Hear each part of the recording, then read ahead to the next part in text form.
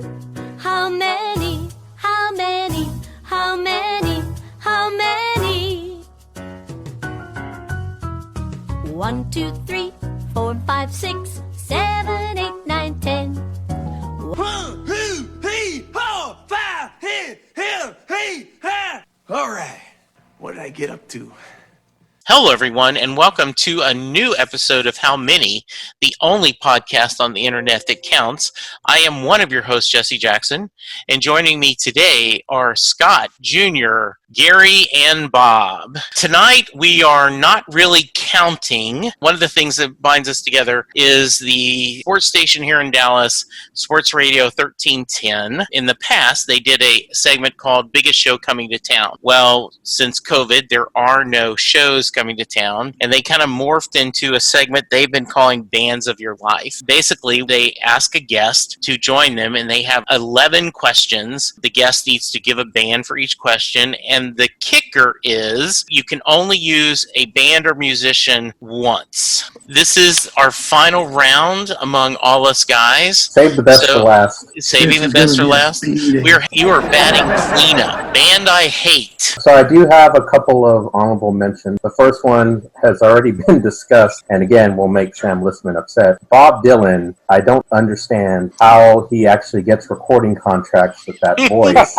Now, like somebody else mentioned, great songwriter, and people that have covered him have good hits that get generated, but yeah, I don't understand. Another honorable mention I put here was the Goo Goo Dolls. Okay. I always thought they were kind of a whip. Iris, I think, was a whip song. That whole genre of music, I think, is kind of a whip. But the actual pick that I went with is Maroon 5.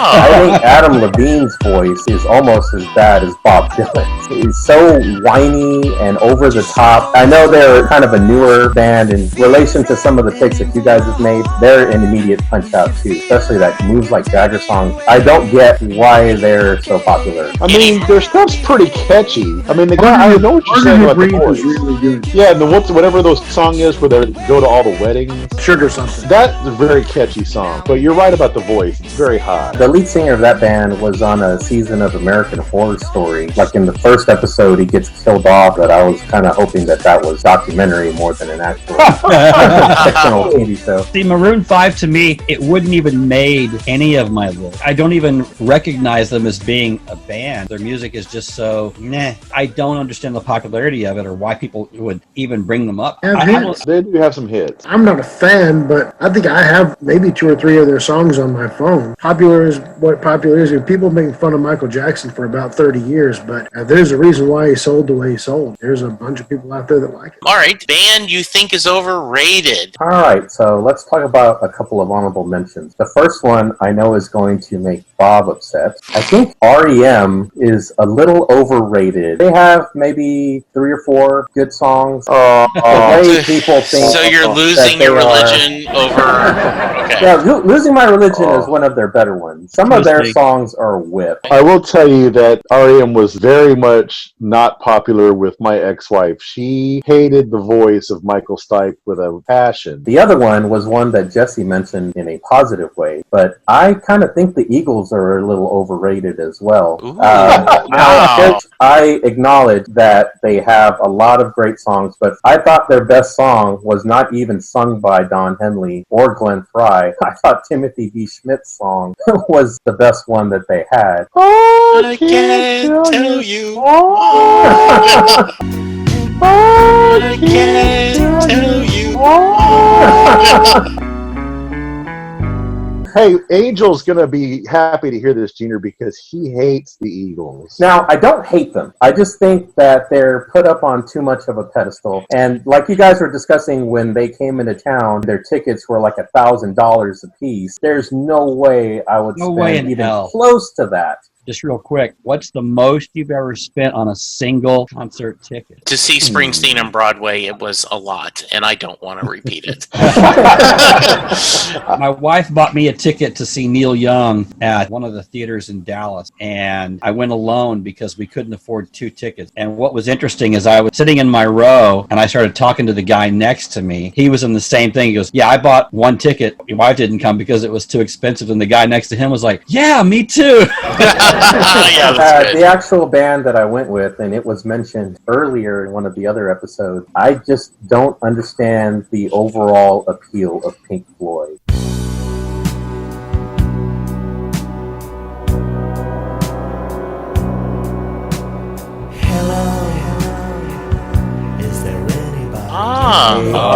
Overrated as it comes. I feel there's a bonding here. Going with the shotgun blast. I'm going to go ahead and say that I can easily pick out 2 people in this podcast that haven't smoked much weed. I mean, that's pretty much the only That way is a true thing. you can I appreciate am them, not, right? yes. You have to basically have 5 bongs surrounding you as you're So watching The Junior- Wizard of You Oz. don't, but that frame of mind certainly helps. Do you agree with the old Ryan's categorization of them as being music for teenage mental patients? Yes.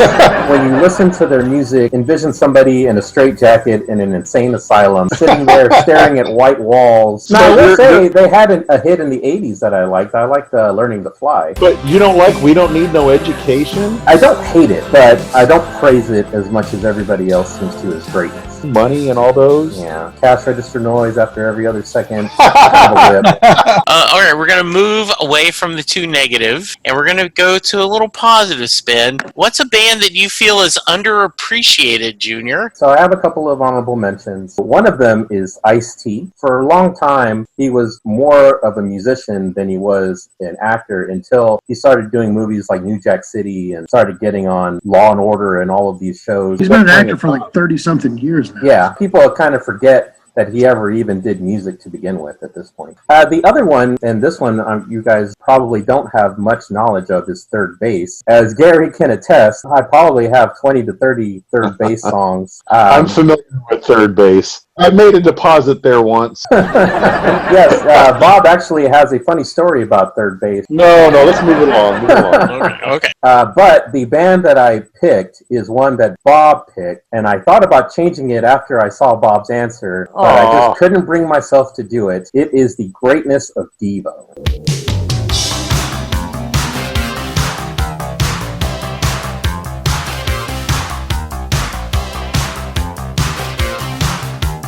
For a long time, I was in the camp of thinking that they were a one-hit wonder. Obviously, everybody knows Whip It. It wasn't until I joined the Columbia Record House and I got their cassette for 1 penny, along with 10 other cassettes, and I listened to their greatest hits. Again, knowing that I am huge into synth, when I heard all of these songs with these heavy synths and all of these wacky lyrics and craziness that was going on, I just fell in love with it. Peekaboo's greatness, the song that so many great songs. I can see Gary shaking your head. Gary, So bad. So bad. I think Bob is the only one that's going to support me. Anybody dogging the Eagles, no credibility. Yeah, I'm a little... Devo is what it is, so we'll move on. All right, so... Wow. Yeah. We actually got a good karaoke out of their songs. Are we not men? We are diva. The greatness of Jocko Homo.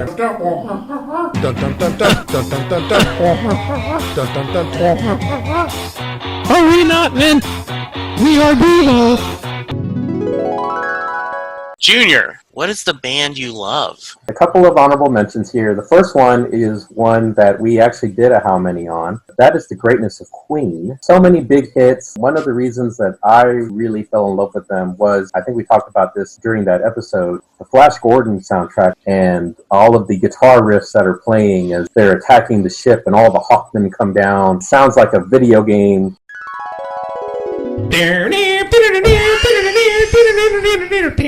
That was just a big Brian May. Yeah.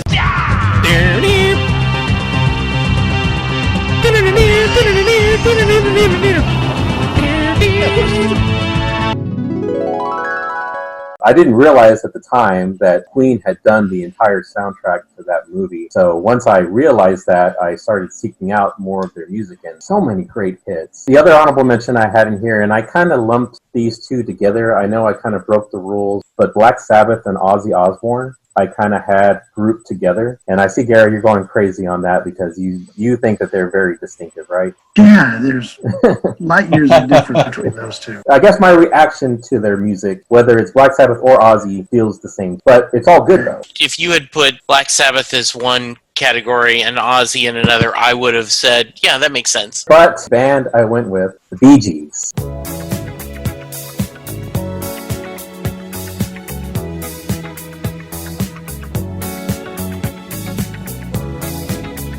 Ah, nice. Got weird taste in music.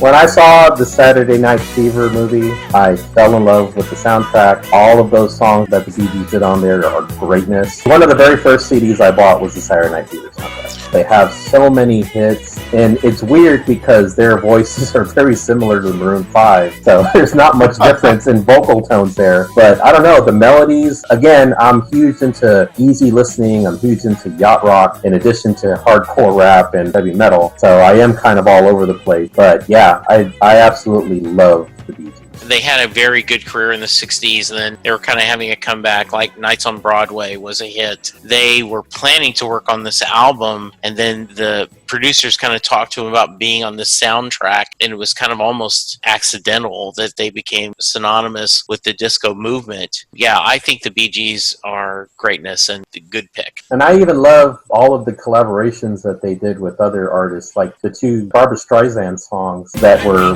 with the Bee Gees. Those are great songs too. Wow. Again, Junior, I recommend you, just because it's been a whole 10 minutes and I haven't mentioned Bruce Springsteen.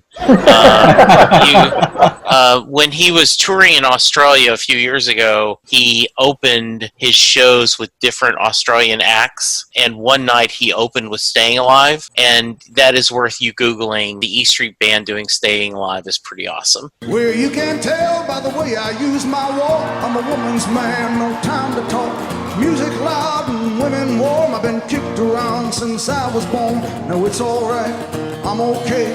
You may look the other way. We can try to understand the New York Times effect on man. Whether you're a brother or whether you're a mother, you're staying alive, staying alive. All right, band that you can listen to over and over again. a couple of honorable mentions here. I had considered Def Leppard. I think they are greatness. I'm actually surprised they didn't make anybody's list. They have a ton of hits. They're one of my favorite bands with a one-armed drummer. It's a very niche genre. Another one that I considered was one that, again, we've done a How Many episode on, Kenny Loggins. I love Kenny Loggins music, and every time I hear them now, I think back to Jill Saltshaker, or whatever her name is. And, Jill Shakespeare, yes. His songs fill so much of my youth watching movies because of all the movie soundtrack songs, from Caddyshack to Top Gun, Over the Top, Footloose. So many great hits. But the band I went with here, and I think this one will make Gary happy because I know he's disapproved of some of these picks, Metallica.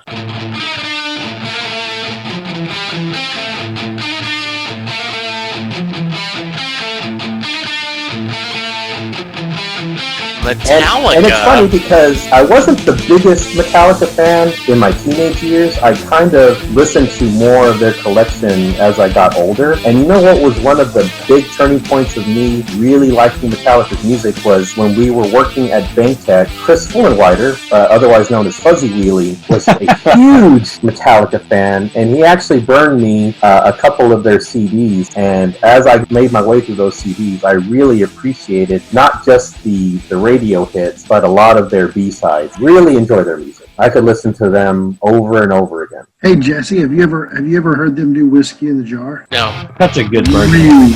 Really good version of that song. I'm partial to the original, but it is a very good version. In the original from the 1,000 years ago in Ireland? Or? Yes. Good Lindsay, yeah, but I will write that down and check that out. All right, so band that made me fall in love with music. All right, so a couple of honorable mentions here, and before I get to these, Junior has 33 answers, but no, there's a 10-minute story behind every one of it. Yeah, I didn't really come into music consciousness until I was probably around 10 years old. And the first genre of music that I really got into was rap. So when it comes to music that I fell in love with early on in my life, a couple of things I started listening to where I was like, man, I really like that. Eric B. and Rakim, which is a rap group from the 80s. Gary is shaking his head yes, so he's probably the only one that knows who that is. Eric B. and Rakim, I know them. Lots of great songs. Another one is Run DMC. They were the very first rap artists that I liked. So many big hits from their first two albums. But the one that I went with, and Gary's not going to like this. I know what you're going to say here. I do think it's kind of funny that all of us are like, Gary is the Simon Cowell of the podcast. Like, you know, I have opinions. Go ahead and make your guess, Bob. Beastie Boys. Beasties. Yes. Now, here's a little story I got to tell about three bad brothers you know so well. It started way back in history with that Rob and me. Mike D. The Beastie Boys were the first cassette I ever purchased. License to Ill was the first cassette I bought, and I wore that cassette into the ground to the point where the tape broke and I had to buy a replacement. Did you have the entire cassette memorized? Yes, front to back. Every song on that cassette was greatness and a hit. It was so different than anything I had heard on the radio up to that point. Their big commercial hit obviously was Fight for Your Right to Party, but that song isn't even that indicative of the rest of that cassette in terms of the sampling, the DJ work, the way that they were mixing and scratching. All of the songs on that cassette are so much better than that one song. It was just a game changer to me. So, Bob, I know you will agree with me on the greatness of the Beastie Boys. No, so I want to say this. You guys have this thing. You like to paint me into a corner with the Beastie Boys. I have readily acknowledged, first of all, License to Ill, the entire thing, start to finish, amazing. After that, in my opinion, downhill. Doesn't mean they never had any more hits, but you guys were claiming like 25 or 30, and I'm saying like 15 or 20. If I say somebody has 20 hits, I'm by no means poo-pooing on their career. I don't think that they're that's spared. pretty amazing, right? Like someone to have 20. It's just that I think 12 of them came off their first CD, and then it was a little bit more sparse after that. I don't hate them. I probably bought that License to Ill CD 5 times because I wore out cassettes and then got CDs stolen, and I kept rebuying it because I love it so much. I really do like the Beasties. You beat me down with your, they've got 60, and then I've got to fight against that. It's just like, I hate them. Just because you're trying to balance, right? Now, Jesse, I give them one. I was going to say, Jesse and Scott, do you acknowledge Beastie Boy greatness? Beastie Boys ain't that great. I'd give them maybe one song. That's terrible. Which one is it? Oh, it's Fight for Your Right. That's like the only No, thing come they had on, that Scott. was You there. at least like Girls. Girls has got to be up your alley. Every song they had sounds the same. Scott, you in general, there's really little, if any, rap music you like, correct? I do not enjoy rap. You are correct there. Yeah, and I'm kind of the same thing. I mean, there's certain things that, like Chris, when he was a teenager, we would listen to, and I would, this is kind of interesting, but it's not my style of music. I remember Poochie when he was probably like early teenage years or whatever, was really into Nelly. That was like his band. Yeah. All right, band that changed your life. Now, it could have been really easy for me to put the Beastie Boys in this category, but I do have some honorable mentions. The first one is LL Cool J. The Bad album I thought was greatness. So many good songs. Someone else who now most people will think is an actor. As an actor, yeah. More than a musician. It's funny how people like him, Ice-T, Ice Cube, have moved on to acting roles, and now the new generation only sees them as actors. Another honorable mention I had, and again, this was another one where I grouped two things together, NWA and Eazy-E. It's hard for me to separate those two because they're so tightly conjoined when it comes to their music. Well, their best stuff was together. Yeah, Eazy-E was on NWA's album, and they had a solo album that was produced by members of NWA, so it's all kind of runs together. They were a huge game changer when I was growing up, but the one that I actually went with was mentioned by Bob Sturm when he was doing his list, and that is the greatness of Public Enemy.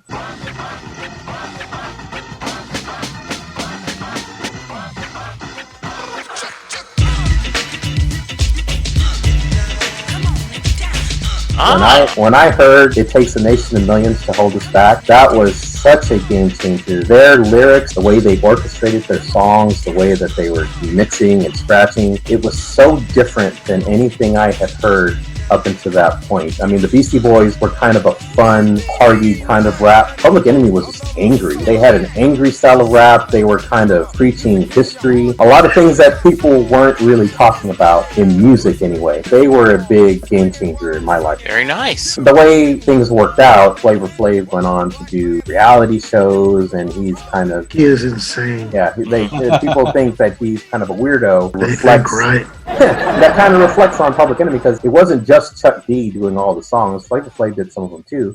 And some of the bigger hits were his, like 911 is a Joke. That was a big hit for them. I'm not that big a fan of Public Enemy. You should have gone with the first one. Well, NWA and Easy. Yeah, you did that backwards. They're okay. They were never, like Eric B. and Rakim too. And I think it maybe is just because I have a little bit of a West Coast bias. I just was never a big fan of theirs. Yeah, this is my blind spot for me.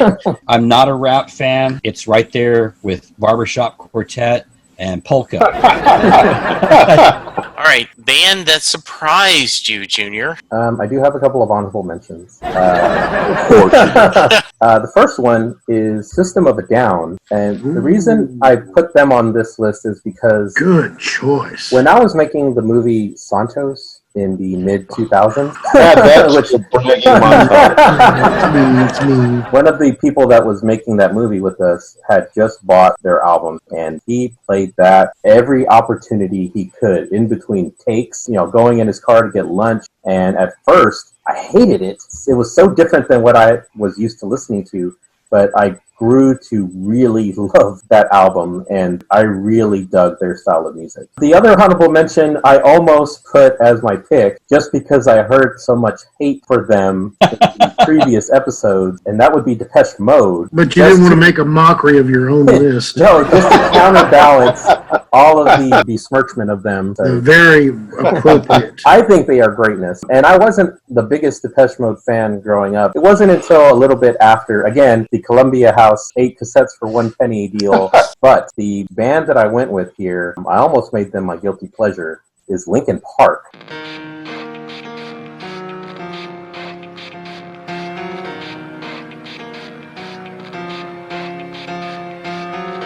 I think they have a ton of great songs. Now, they were big in the early to mid-2000s, and that was right around the time that I was making the anime music videos, and everybody was making Linkin Park videos to Dragon Ball Z. That's kind of how I became aware of them, and the more videos I watched, the more I really appreciated their music. Now, all the videos were pretty awful. They all repurposed the same fight scenes over and over and over again, but the songs themselves I thought were great. Miranda would really appreciate that pick. They just don't make a dent.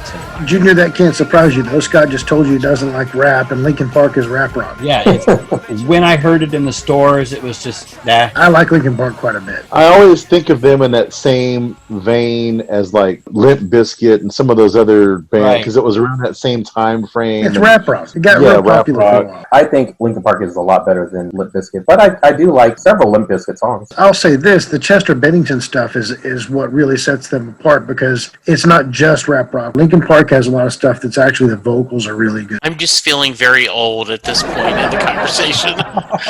All right, guilty pleasure. Before you give us the main one, do you have a couple of honorable mentions you might want to mention? Funny enough, I do have a couple of honorable mentions. I thought about Culture Club. Okay, now I cannot support you because I like a lot of Culture Club songs. I thought about ABBA because I like a lot of ABBA songs. Again, I don't think there's enough songs from Boy George and Culture Club, but ABBA has a very diverse catalog. I gotta ask a question, because it's something that came up during my list. It's something that came up during Jesse's. Bob brought it up. Are these things that your mom or your dad listen to a lot? Is that where you get this stuff? No, I think it's just certain genres of music really appeal to me, and one of them is the very light, easy rap rock and yacht rock. Yeah, that's what I'm trying to figure out. about though, as you're listening to Beastie Boys and Metallica, Public Enemy, how did ABBA end up on your radar? Right. Yeah. That's why I was asking about the parents thing. Honestly, none of these picks were really driven by any music that my parents listened to. My parents, and especially my dad, listened to a lot of country, like George Strait, listened to a lot of Tejano music. I was not that heavily into that music enough to put them on this list, even though there are Tejano bands that I like. I do like George Strait, but I don't love him enough to fit him into any of these categories. So the pick I went with was Air Supply.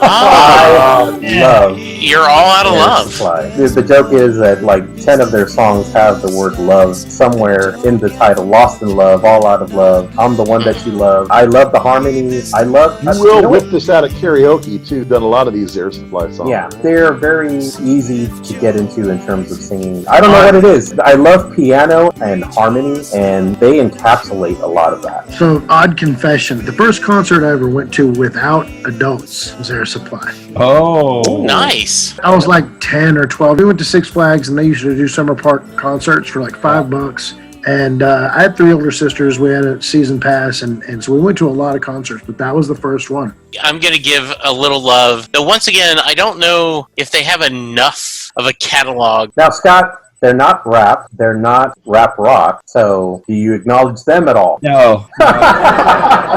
They came out during the years that I was really discovering heavy rock and roll. It just didn't work for me. So they were, I guess the late 70s, early 80s. I'm sure I had an Air Supply CD. Well done, their sir. Catalog. They're Exactly. not completely terrible. All right. Band I should have seen live by now. I tried to do this category based on how many hits that they would be able to play that I would be able to appreciate without wanting to immediately go home. So, for my honorable mentions, I thought about Fleetwood Mac, because I think Fleetwood Mac has anywhere between 25 to 35. I think their greatness, and especially if Lindsey Buckingham and Stevie Nicks called off and did their solo stuff. Another honorable mention I thought of, not only because of the amount of hits, but because I have heard that their concerts are greatness, is Cypress Hill. I think they probably have, in my estimation, between 15 and 25. And when you leave there, maybe listen to some Pink Floyd on the ride home, because you will be high. Yeah, all the second hands will definitely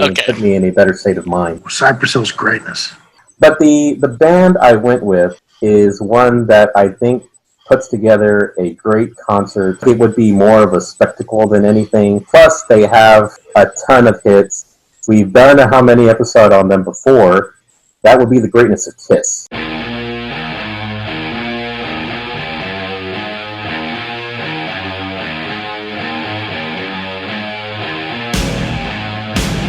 Oh, okay. I think Kiss concert would be greatness. And You are right.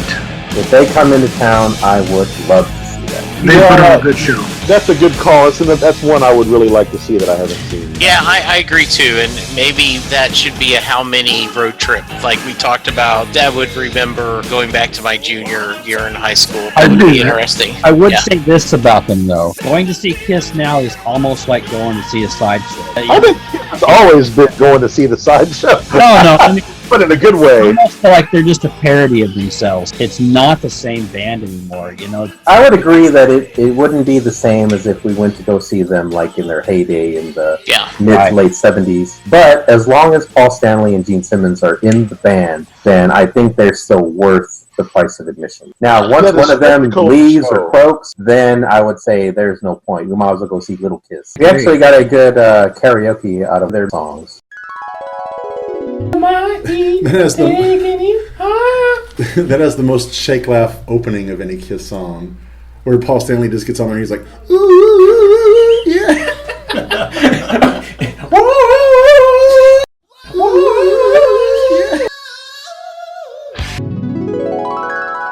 At some point, Kiss is going to tour, and there won't be any original members. So kind of like a Blue Man Group, where just they rotate out You made me laugh about that because, as I talked about another podcast I really like, the History of Rock and Roll in 500 Songs, on their website, they sell a t-shirt that says, "Someday everyone will be the lead singer of the Drifters for 15 minutes."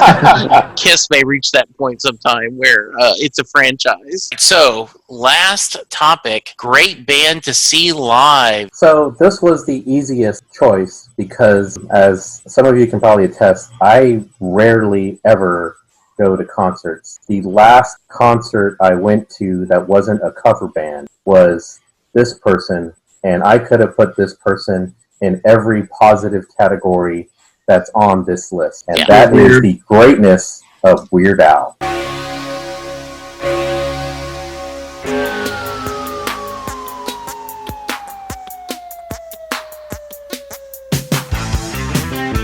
In my estimation, he has more than any band or any solo artist in the history of music. What he does with the reworking of songs and making them funny, I think, is the most genius of genius. I don't have enough superlatives to bestow upon the greatness of Weird Al, and I would go back and see him in a heartbeat. I give you Weird Al. I will tip the hat to Weird Al. I don't own any of his stuff, but I've always thought that his music, it was freaking genius. Yeah, you could say, well, anybody could do it. Well, not that well. For me with Weird Al, I think it's, if I see a video, funny, I'll watch the video. If I hear a song on the radio, it's funny, I'll listen to the song, and I'll probably enjoy it. But to sit down and just run through Weird Al songs or go to a concert, I just don't think I can do it. Just talking about the concert I went to, it was like around 2012 when I went. His show was amazing because every time he would go into a different song, he would actually change his outfit. So like when he did Fat, he got into the fat suit. When he did Eat It, he got into the red Michael Jackson leather jacket. Anytime he was going to do a song, he would do the costume. He puts on a really good, high-energy show. My youngest son was really into him a few years ago, so he came through town right around his birthday, so I took him to go see him for his birthday, and Weird Al had just put out a new album at the time. You know, I always enjoy Weird Al okay, but I never thought, I'm going to go see him in concert. But Junior had highly recommended it, and we had a great time. My son loved it. I loved it. It was fun. My only regret with the concert I went to is he sells a VIP package where you can not only go and get, you know, a really good seat, but you could get a backstage meet and greet and a picture taken with him, and you'll get something signed. I really should have went the extra mile and splurged. So next time, money will be no object.